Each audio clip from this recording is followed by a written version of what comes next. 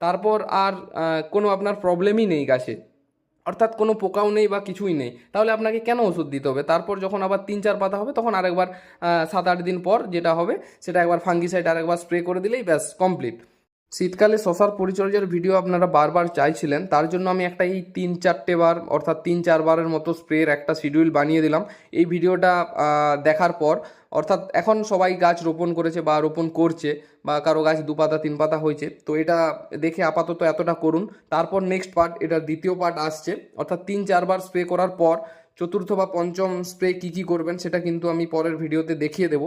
আর আপনারা বারবার রিকোয়েস্ট করছেন যে আমি কেন ফেস দেখিয়ে অর্থাৎ মুখ দেখিয়ে ভিডিও করছি না, তো আপনাদের সকলের কথা রাখার জন্য ওটাও আমি আর খুব শীঘ্রই করতে চলেছি।